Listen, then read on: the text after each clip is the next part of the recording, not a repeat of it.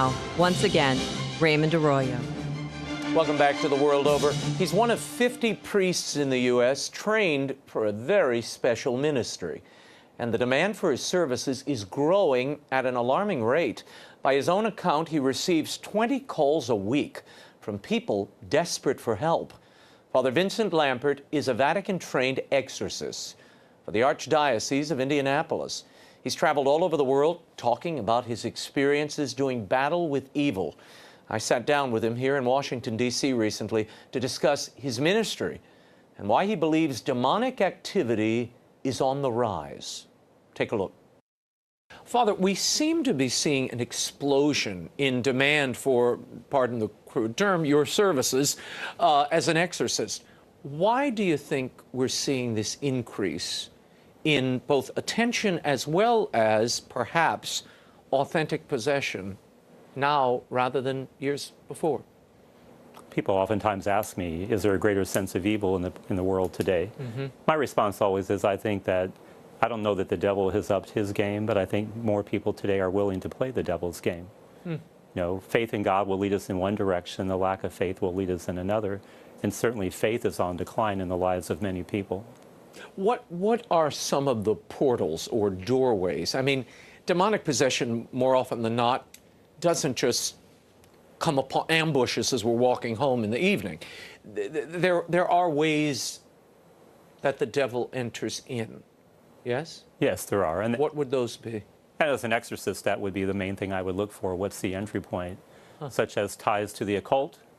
Maybe somebody has been cursed. Somebody's been dedicated to a demon.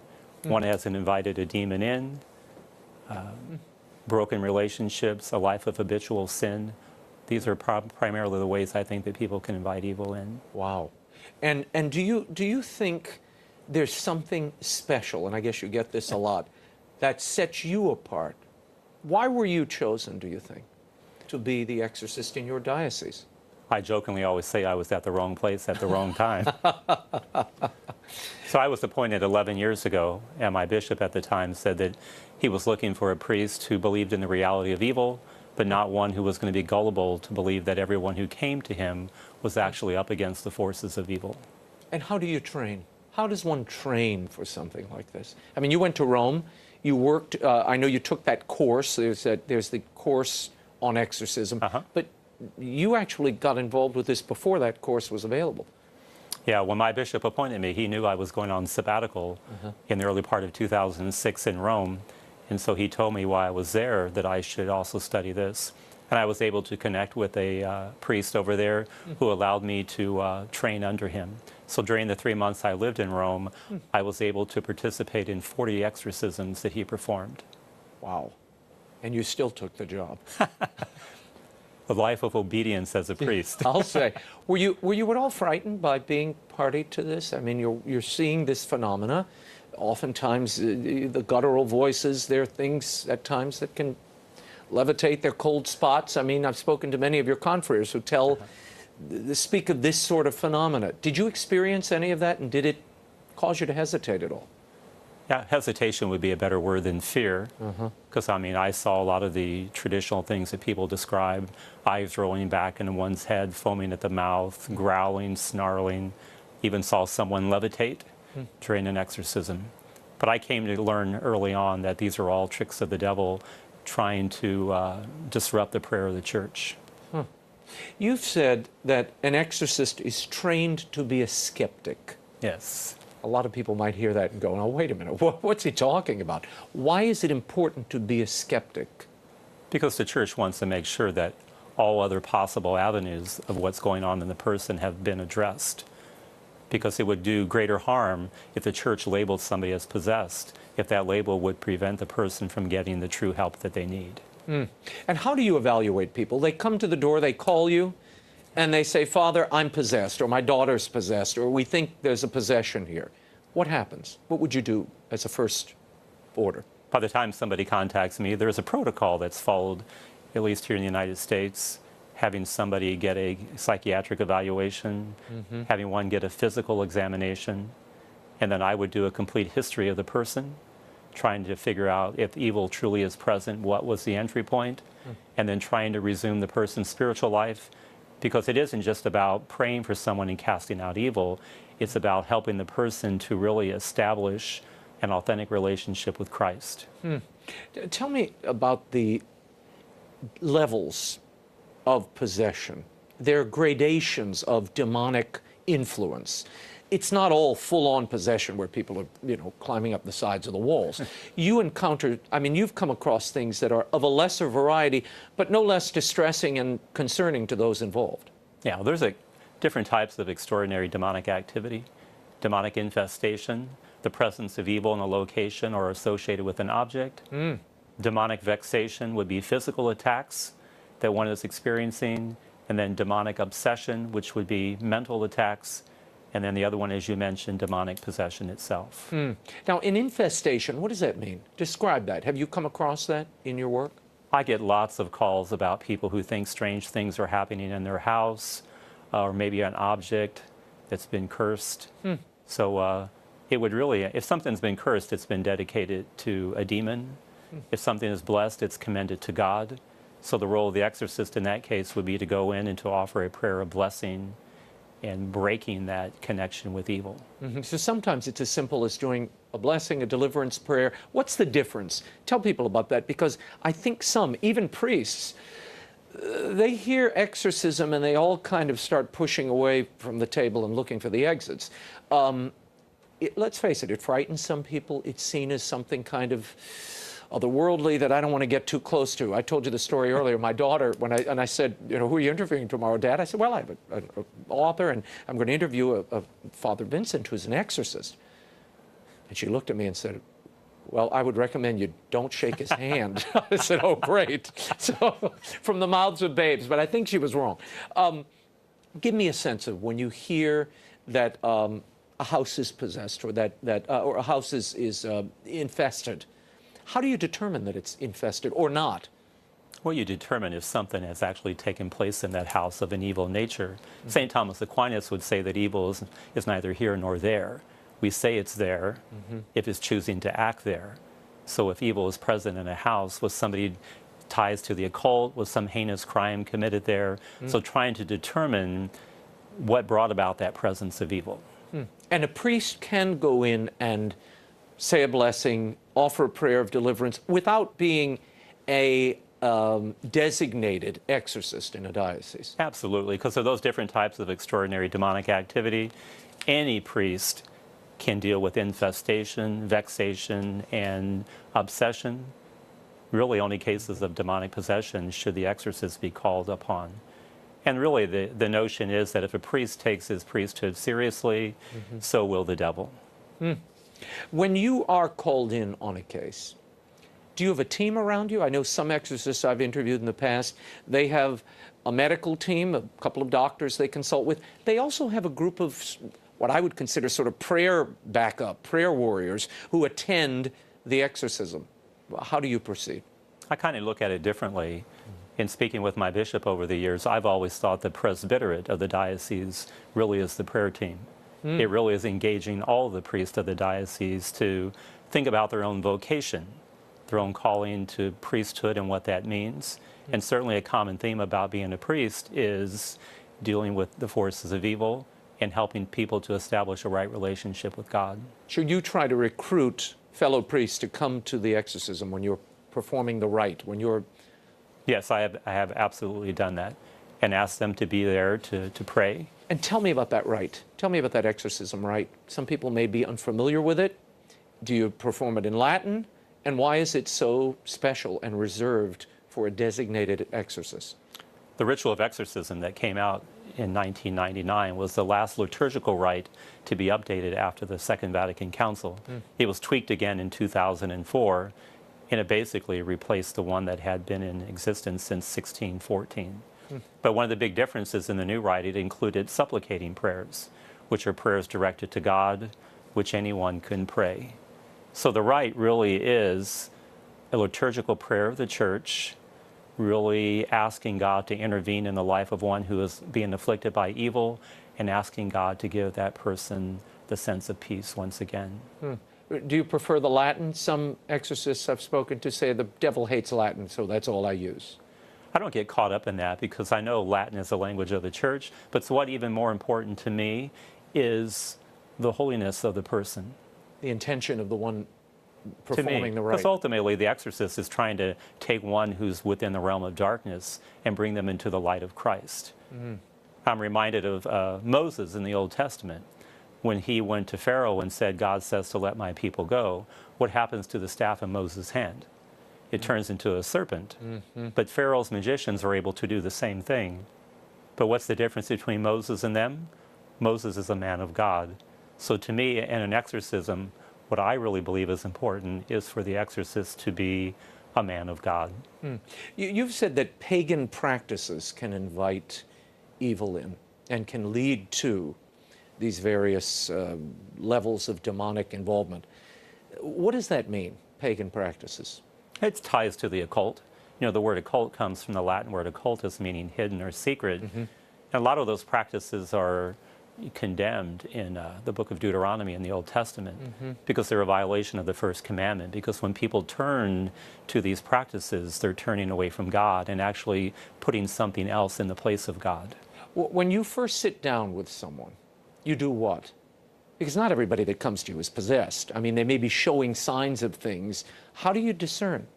I sit down and want to talk to them, and I ask them why they believe they're up against the forces of evil. So again, I try to look for that entry point. You know, the church says that there are criteria if one is possessed, such as speaking languages otherwise unknown to the individual, strength beyond the normal capacity of the individual, elevated perception, knowledge about things that they shouldn't otherwise know, and then an aversion to things of a sacred nature. So an exorcist may have a few tricks up his sleeve, if you want to use that word. Maybe I have water, maybe it's holy water, maybe it's tap water. I know that, the person doesn't, but the presence of evil will know whether or not this item, if you will, has been blessed.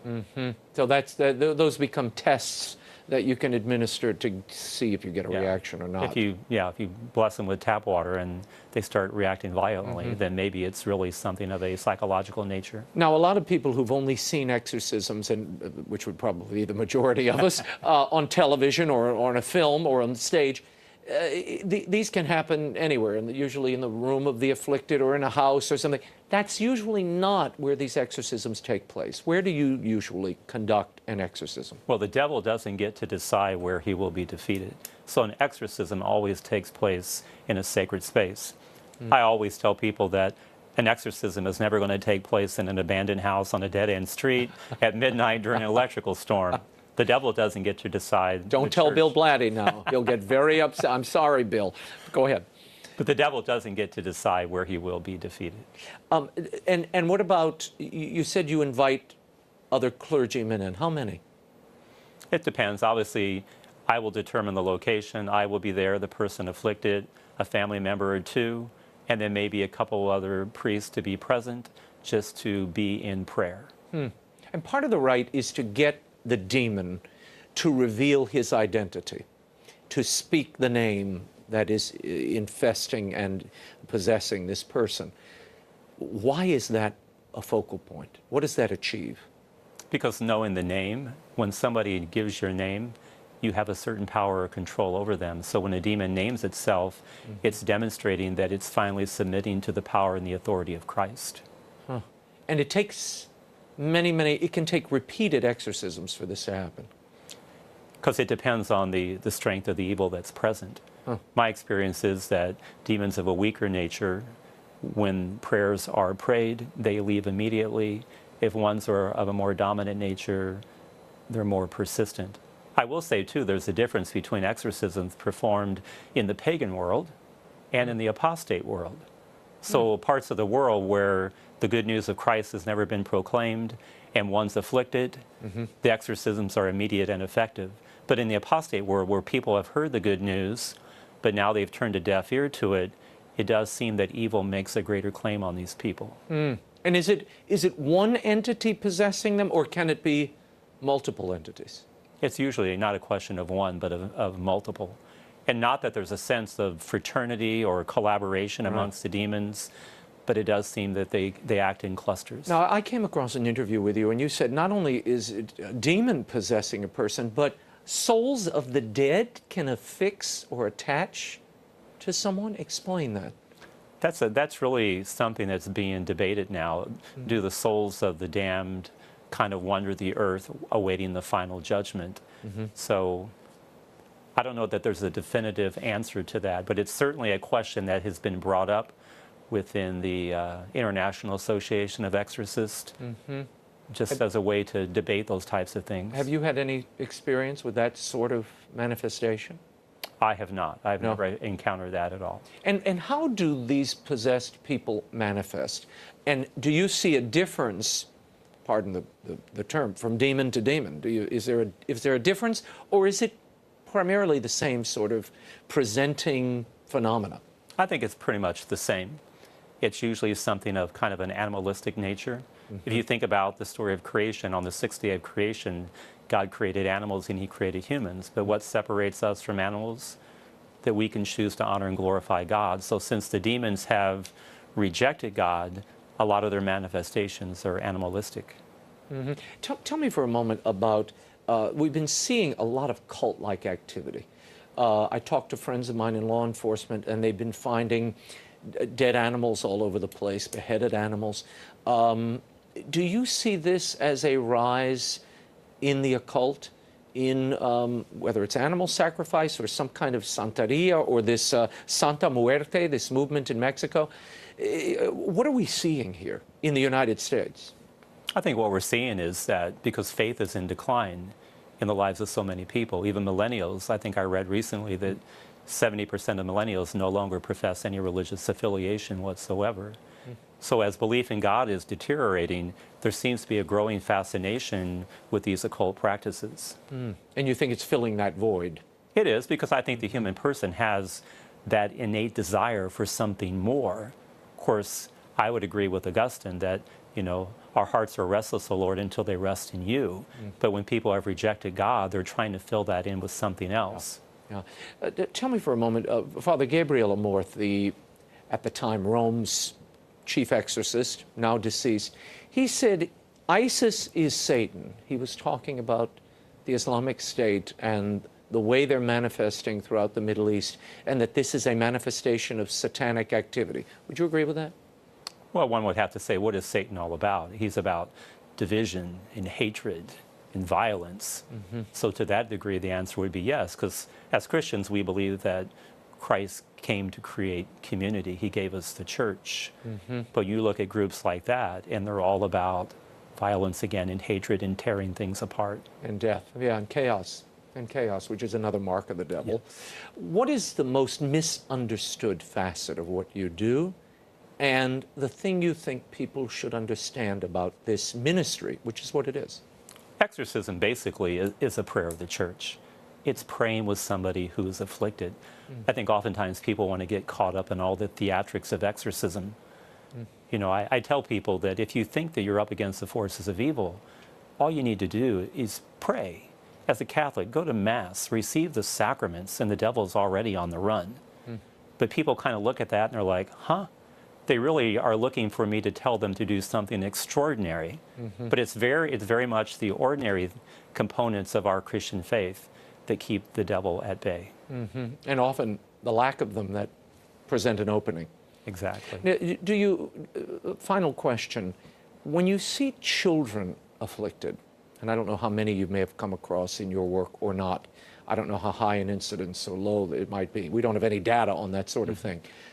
How do you explain that to people when you have a child who, you know, it's not like they were looking to get into trouble or consciously involved in evil practices? I imagine some could be cursed by someone else? Exactly, because any child under the age of reason cannot invite evil on themselves, either directly or indirectly, because God would protect and safeguard them. So for a child to really be afflicted with evil, someone else would have to be the cause of that. Perhaps they've been cursed, dedicated to a demon. You know, one of the exorcisms in Rome that I was able to participate in, the young lady told me that her mother had dedicated her to Satan at her birth.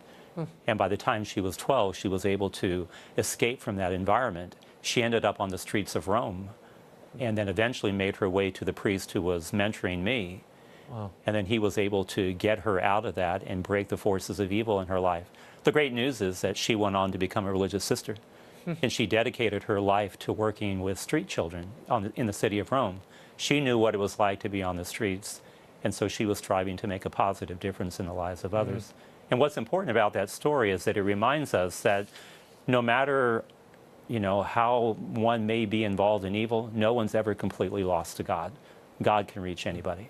Father Lampert, sounds like a good place to end this. Thank you for being here and for your work.